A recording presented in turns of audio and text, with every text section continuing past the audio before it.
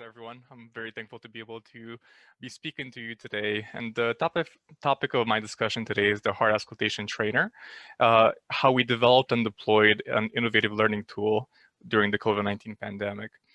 To get us started, there are two types of simulation-based learning, the supervised and the unsupervised. And the COVID-19 pandemic has brought up the need of effective learning tools that were also safe.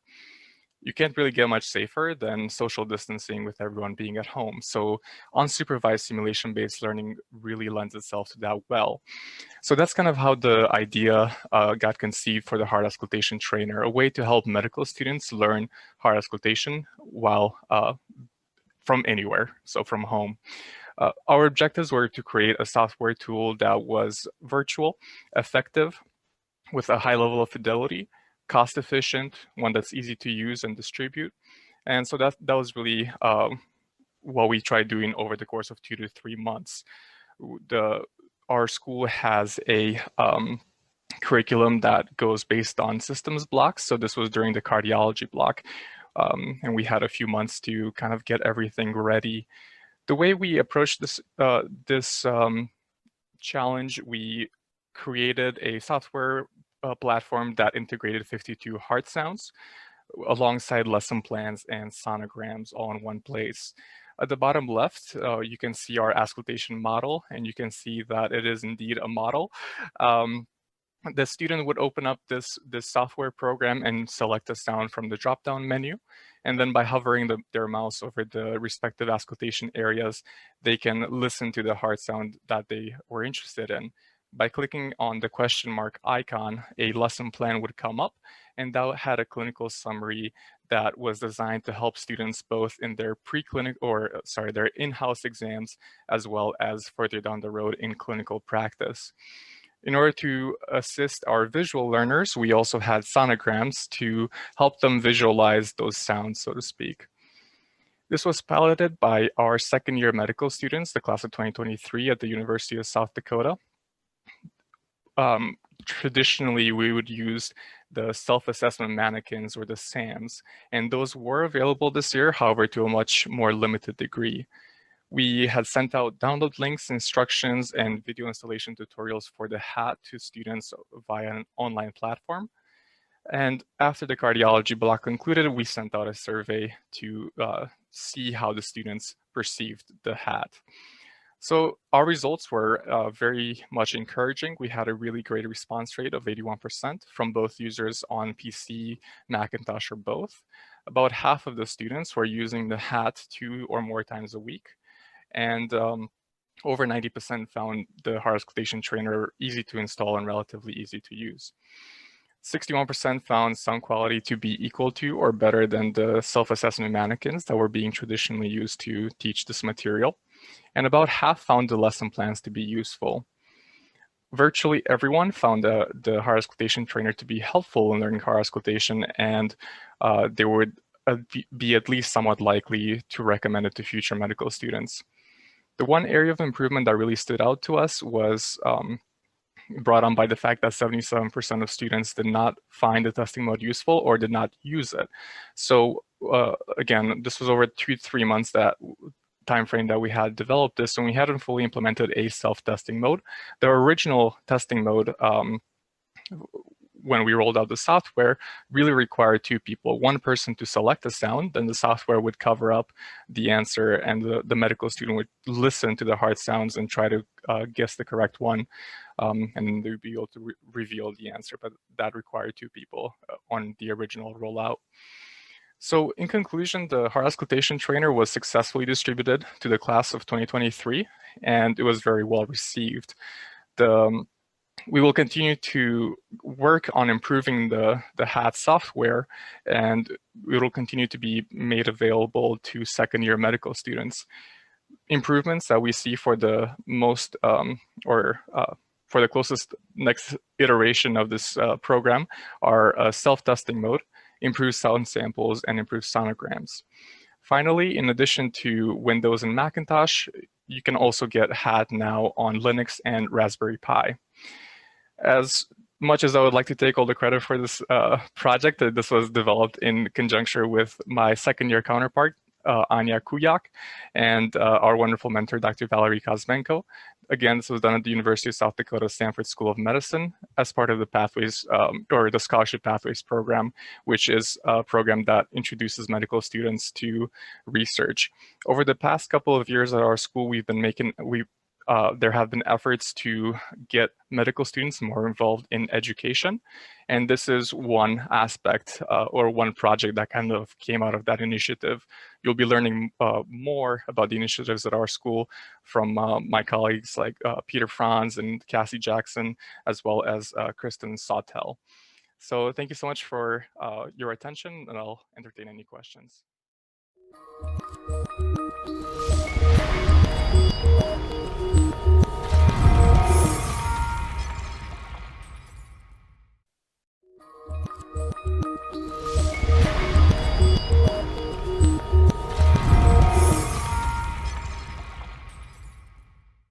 I'm Professor Gilly Salmon, and I'd also like to introduce you to Dr. Lisa Taylor. We're going to talk about peer enhanced ear e-placement. I'll show you the what we're planning to talk about in our allocated 15 minutes, why we did this work, about the pivot to online that happened at the beginning of the pandemic, what actually happened, how we've evaluated it, and how we've been able to scale it up and others have been able to adopt it. So we've got quite a story to tell of what we've been doing during the pandemic time and plan to do more during 2021, which I hope will be of interest to many others. So to get started straight away, we were dealing with what essentially was a logjam, a massive increase in student numbers. We're both in the UK, but we understand that this applies to many other countries too. And nearly every health student will have one or more clinical placements, work-based placements during their learning time. Some of them, it constitutes quite a considerable percentage of their learning.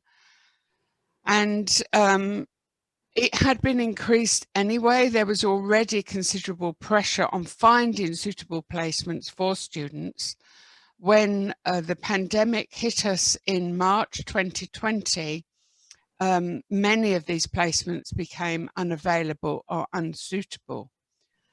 And it continues in that kind of way. So this is what we call the logjam. We've got an increasing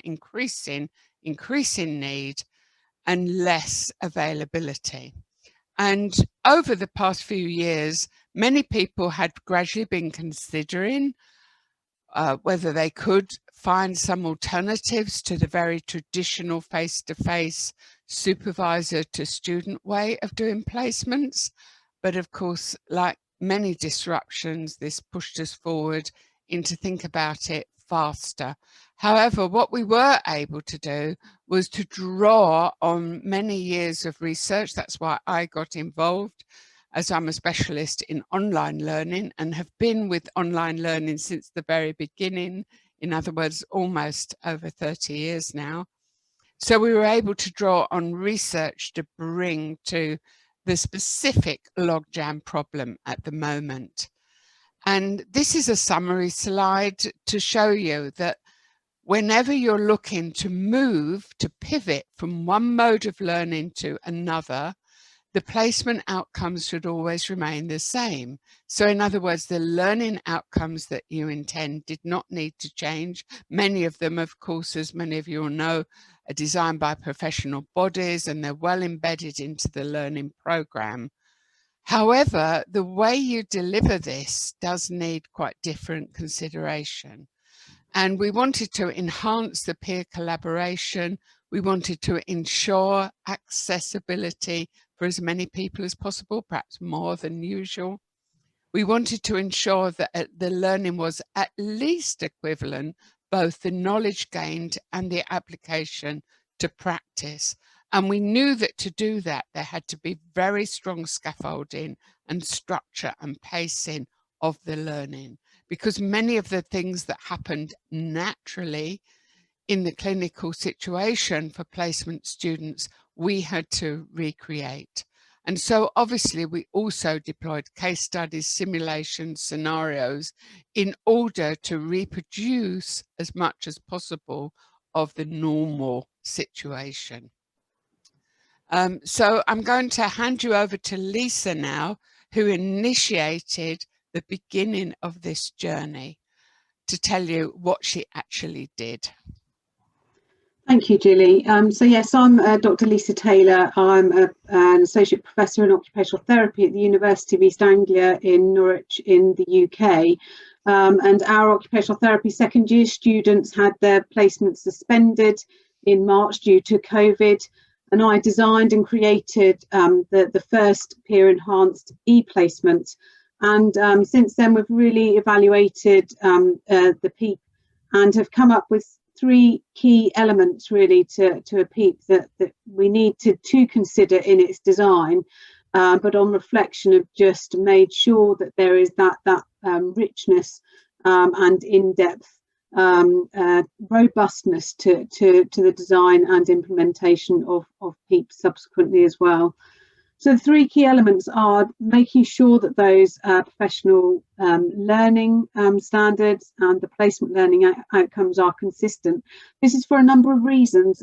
Gilly's obviously raised the reasons that programmes are validated, health and social care programmes are validated based on the learning journey that the students are going to be going through. So those learning outcomes needed to remain consistent in order to provide that validity of the student journey. It also provided consistency for the students. The students were at a time of great uncertainty and challenge, and to have brought in some new learning standards and outcomes wouldn't have been appropriate, because it wouldn't have enabled them to do their learning journey, which is the reason why we wanted to implement the PEEP in the first place, was for them to continue their learning journey and just doing it in a slightly different way to what they usually would do, but enabling them to progress on their course. Otherwise there would have been a delay with them completing their courses.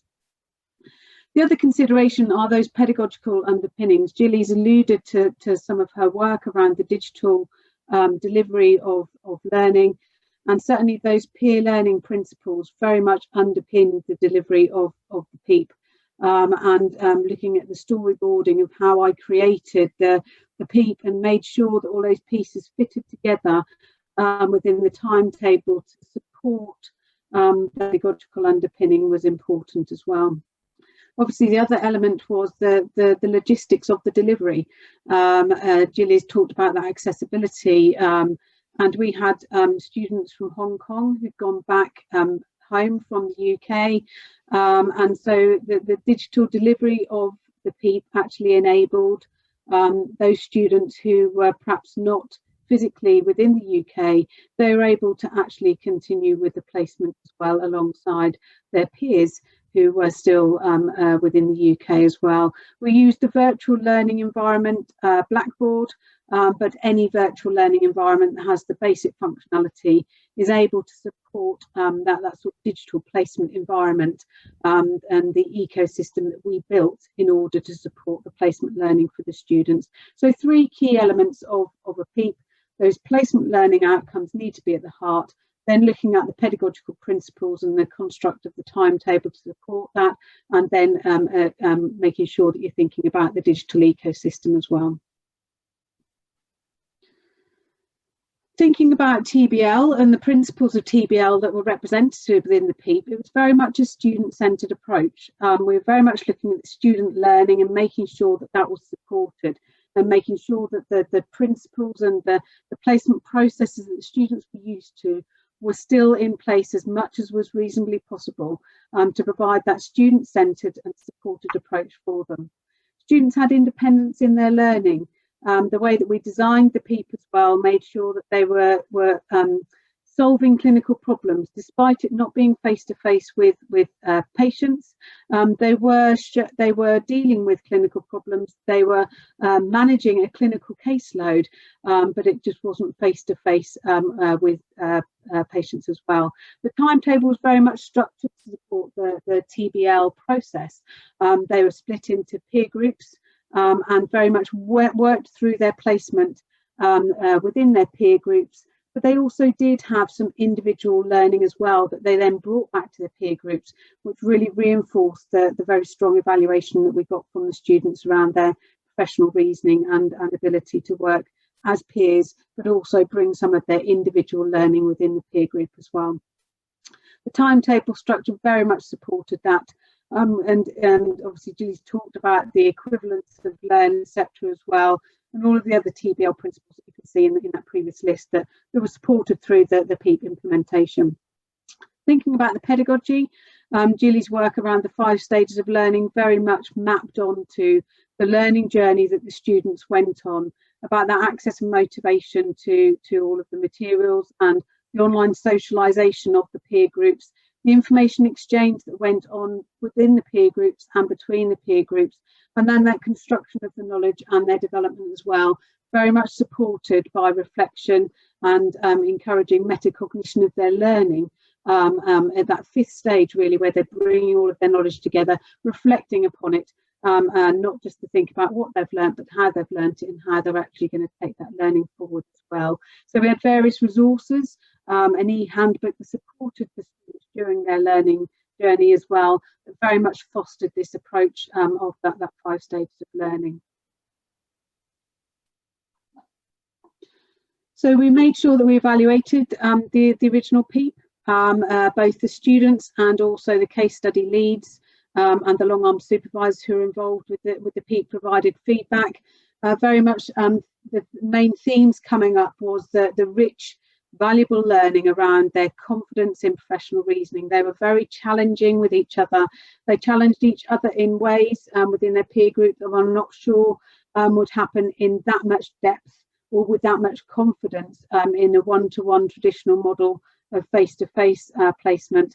And students very much said that they developed their confidence around professional reasoning, very much found the live immersive sessions that were part of the PEEP timetable really useful, and that ability to manage a caseload and work through all of the skills and attributes that they need to in order to do that, despite it being developed digitally, we came through very, very strongly as well in the feedback, as well as that just general peer group learning process that the students really, really valued. Since we ran the first PEEP, Gilly and I have worked together in thinking about sort of scaling up and enabling others to adopt the PEEP, having had such positive evaluation and such strong pedagogy underpinning the initial PEEP, both from the digital point of view and also the peer group learning point of view. We felt that we really needed to share this model of placement delivery because everybody was experiencing placement problems, and certainly within the UK we are continuing to experience placement problems with a further lockdown that was announced earlier this week. So we developed what we've called PEEP acquisition package, which, as you can see, draws upon those key aspects of a PEEP I spoke about a little bit earlier, and takes participants through a process of learning. So by the end of it, they're in a position to be able to then implement their own PEEP that they've designed in consideration of their own personal requirements for their students around their professional learning standards and their specific placement standards and outcomes that are required. And we have now started to roll this out throughout the UK with a number of different professions.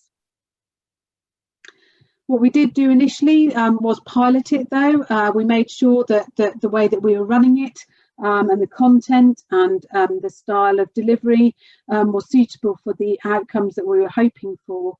So we did a pilot with a range of allied health professions. 100% agreed that the workshop engaged them in how to implement a PEEP locally, and 100% at that time planned to implement and replace some of their current practice placement provision with a PEEP. This pilot happened in July of this year, so we're now starting to see some of those early adopters, we're calling them, starting to implement their PEEPs and are having similar outcomes to what we initially found from the initial PEEP as well. So we did a review after 6 months of having started to roll out the PEEP acquisition packages.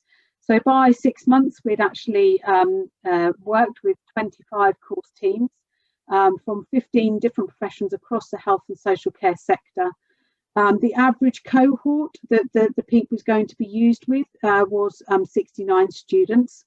And the average placement weeks that the students were going to be on a PEEP that was being planned by these 25 course teams was 3.5 weeks, which made the creation of a potential placement capacity of 6,037 weeks, which is quite a lot of years of placements that have been generated over the first 6 months of our rollout of the PEEP. So the feedback from participants, we've had very positive feedback, both about how the participants have had that pivot in their own learning. They've almost gone through a threshold concept themselves of some people coming to the workshop not seeing how they could deliver a digital placement, to them by the end of it realising actually how they were actually able to do that. Very much appreciating not having to reinvent the wheel, realising this is a tried and tested model, and very much appreciating that how the PEEP acquisition package had put them in a position to be able to implement a PEEP locally for their own individual student requirements. You're on mute, Gilly. 1 minute left. You're on mute, Gilly.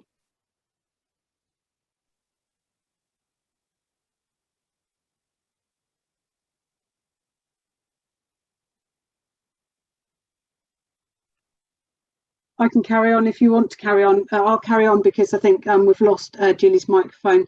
So the principles of TBL can be seen within the PEEP design and the implementation.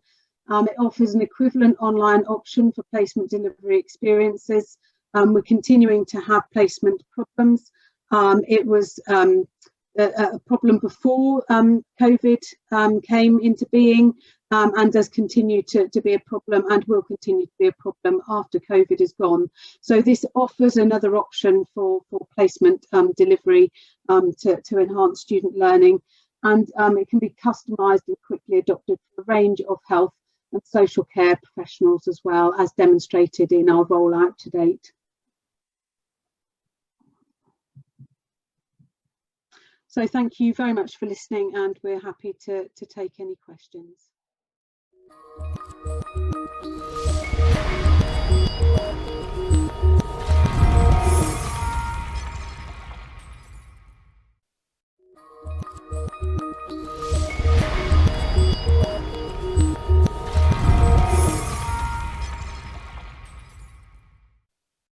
Hello, and thank you very, very much for having me present what is actually my my work has been going forward for a long period of time. So facilitating and enabling a person-centred culture through facilitation on the run has been a programme that I have been undertaking for some years now, and I'm going to tell you a little bit about it. I work in the Galway clinic, which is an acute, independent and private hospital in the west of Ireland. We have, we do lots of acute and elective admissions for all sorts of patients in an acute hospital. So, and it has all of the complexities of that. Let me just see if I can just move my slide. Okay. What I'm going to talk to you today is really about enabling a person-centred culture. And I had, before I came here 7 years ago, I had the really exceptional experience of working in a service that was transformed into a person-centred service as part of a national programme here in Ireland. And it was actually in mental health at that time, and particularly in mental health and older persons.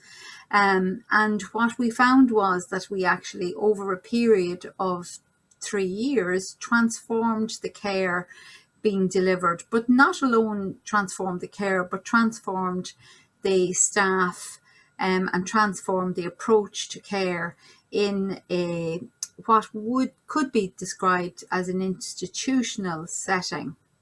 So as part of that, we were facilitated to become internal facilitators of a program that was developed by Professor Brenda McCormick and Professor Jan Dewing, who are now the Queen Margaret University in Edinburgh and the Person-Centred Research Centre. They weren't at that time, but that's where they are now. And it was using the person-centred practice, or what was the person-centred nursing framework that worked at that time of McCormick and McCants, to look at not just the care that was being delivered, but also the environment and everything related to the care delivery and what impacts on that, and ultimately what the culture is developed around that. So with that experience, I began to ask questions of myself as to what were the elements of facilitation that I had now developed. I seen a transformation in myself, and I felt empowered and emancipated to think about person-centeredness in a whole different way. So when I then decided that I would study the process, because there was no facilitation model at that time that was being used, that was transferable to be able to be used in an acute or in any sort of a healthcare setting, that would enable people to learn within their own practice. So I looked in greater depth, and I think this is the whole thing, is about making sense of the complexity of your own environment at any given time. Sorry,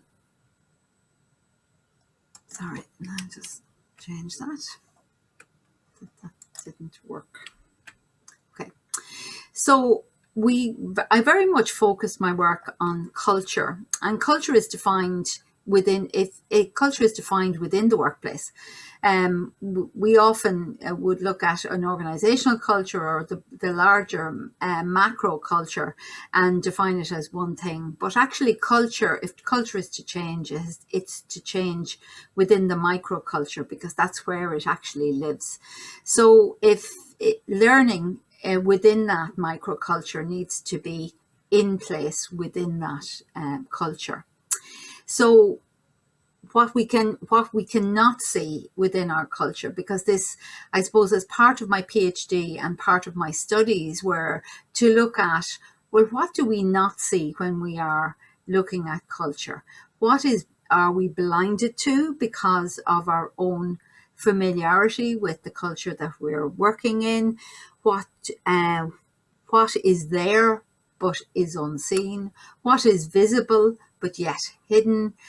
All of those things need to be teased out and be able to so that we can look at culture, examine the way that we address the issues related to culture, and I used a critical social science approach and a participatory action research to look at and examine with my colleagues to see what was really going on. What did they see within their own environment, in their own clinical environment, and what was it that was hidden to them? So it was about enabling things to be revealed to them.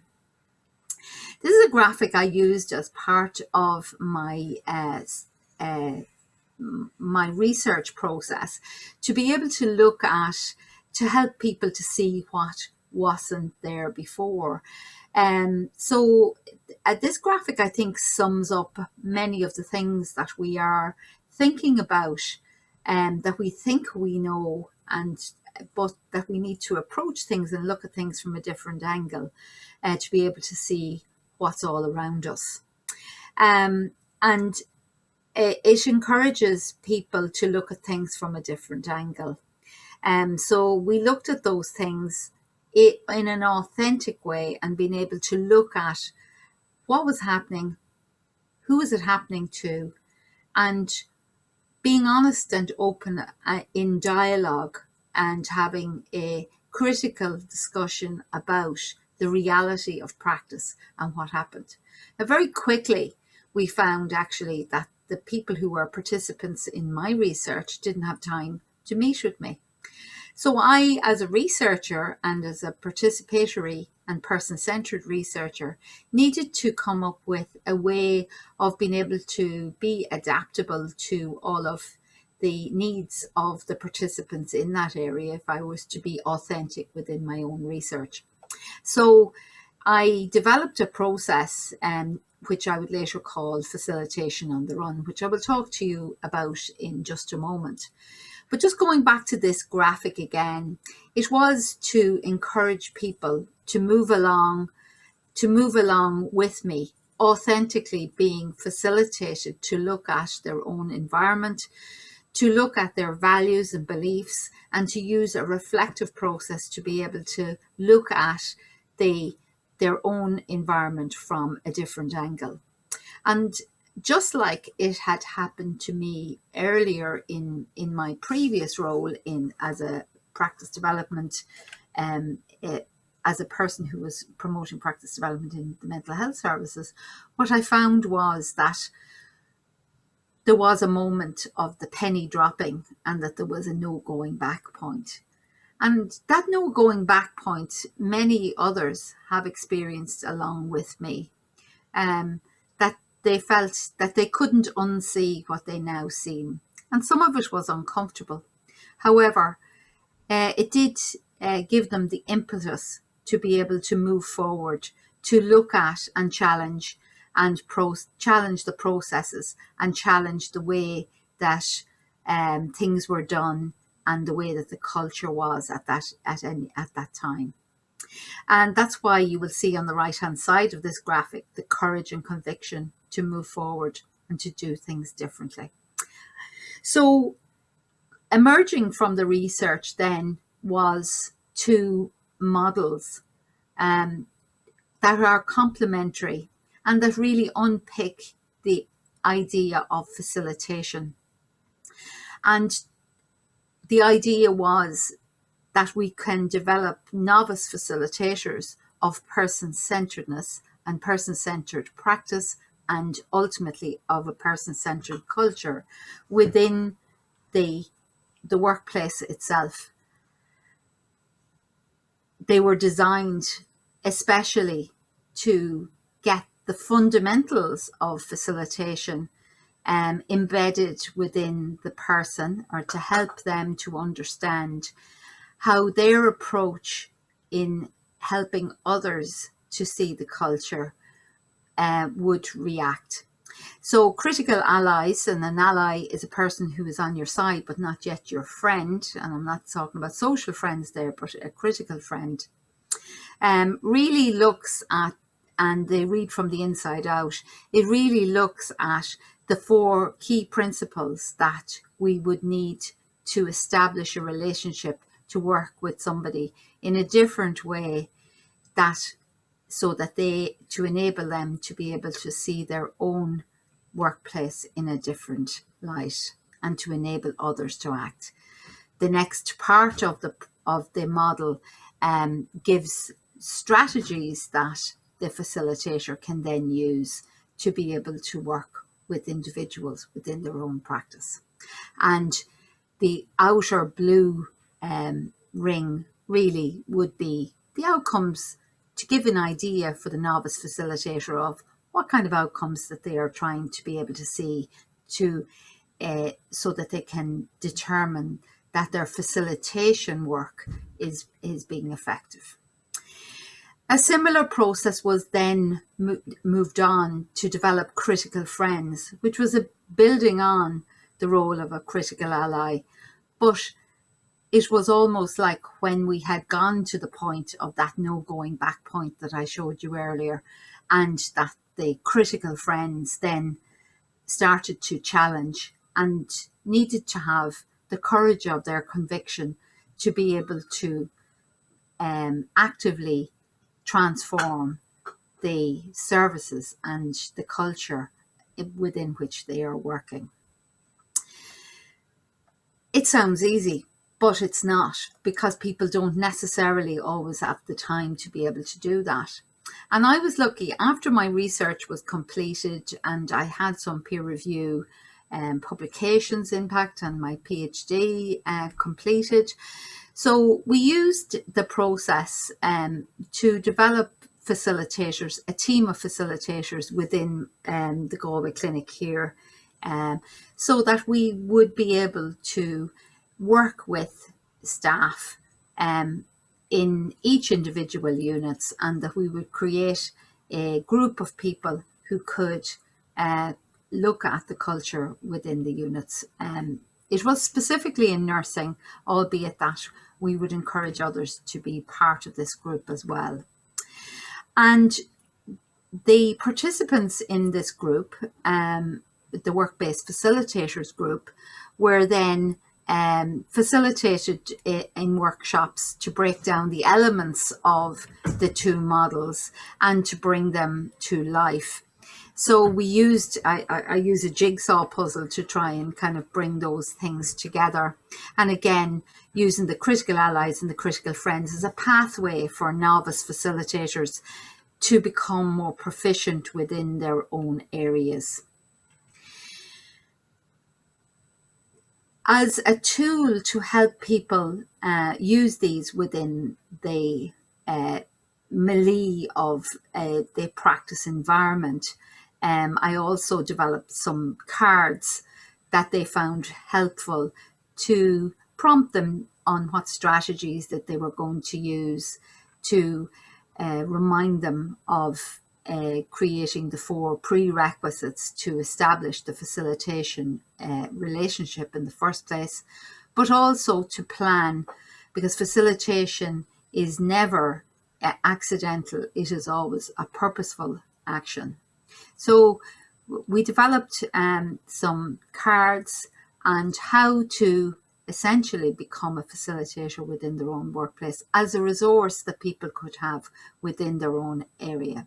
The key message that was that we agreed upon is that this could be done quite quickly, and that people who that to not spend lots and lots of time doing it, because most people in an acute hospital don't have that time anyway. So we have to make it short and sweet, so that they will respond quite quickly and be able to use the strategies and build up over time. It can be integrated into everyday work quickly and unobtrusively. And we called it facilitation on the run. For many people, and I've presented at conferences before, they have grown interested in this and have adopted it elsewhere, which is very complimentary. But I'm glad that it has been useful in other settings as well, so that we can expand this role. Not necessarily, although it's an adjunct to education, it is not just about education. It is about enabling people to critically examine their own environments, which has been really helpful. So we have facilitators in the midst of practice. We use the practice development programs and models. We use creative and active learning as our mode of working. And every week, now I have to say, this was suspended somewhat with the onset of our pandemic, where we couldn't physically come together in the same ways, but we do try to link in a Zoom format. Not quite the same, but certainly is something that we are determined to continue, hopefully after we have ridded ourselves of the dreaded COVID-19. So 1 minute left. Okay, so it was designed to meet the needs of the individual areas and to help people to learn to do things differently. And we invited participants from everyday nurses to be able to become facilitators within their own units. So these are some of the outcomes that we have managed to achieve. We looked at it very much from a structures, processes, and what was going on within the area. So we looked at culture, and we looked at the processes and how we did things and how we could do things a little bit differently. What structures were there to support us to be able to do that, and what agreed values and vision that we had. Most importantly, effective relationships, and how we could use those effective relationships to maximize the culture and the impact for patients and for staff. So what has the outcomes been? So some years on now, what we have found is that we have person-centered outcomes that we can demonstrate improved patient experience, that they feel involved in care, positive well-being, and those are measured using person-centered processes that are well known within the practice development programs. Complaints and infection rates have fallen, specifically around nursing, particularly. There's a bedside presence. We have an electronic, we're one of the few hospitals in Ireland with an electronic record, and we've inbuilt some of our person-centred processes within our electronic record as well. As a result, we're attracting high quality candidates and staff. So within this very competitive market, we have a full nursing team. That's not to say that people don't move on, they do, but we don't have huge vacancies for long periods of time. We engage in research, and we have had some peer review publications and cultural transformation within our own units. And indeed, I have another colleague who is also going on to undertake her PhD in the person-centered processes as well. We use creativity, so the possibilities are endless for us, and we use so people and their ideas come together in our creative processes. This is just an example of one. I won't go into it in such depth. But it is important that we talk about courage, because this is work that needs courageous endeavour, and also needs support at leadership level, because it it may look what some people would call fluffy or airy-fairy, but the outcomes that we have achieved has demonstrated how useful it has been to achieve outcomes that we can be proud of. And that we are now clearer about our vision and values, and that we have a clear pathway to move forward. So I would just say anybody who's interested in this, the models are a good starting point to look at and enable staff to be able to become facilitators within their own workplace. It doesn't take time, but it takes focus. So it is about helping people to look at things in a different way. We have some publications. I will leave them up there. I presume that they will be available to people. And I do have a research gate under my name. So if anybody wants to look at my research gate, where we have lots of posters and various different presentations that we've made over periods of time. If I also use, I heard another contributor talking about Twitter. I also use Twitter quite a lot professionally. So, and urge you to, and please, anybody contact me if they want to know more or want to have greater details about our work here. It's hard to squeeze it into this time available, but I'm very grateful for the opportunity to share.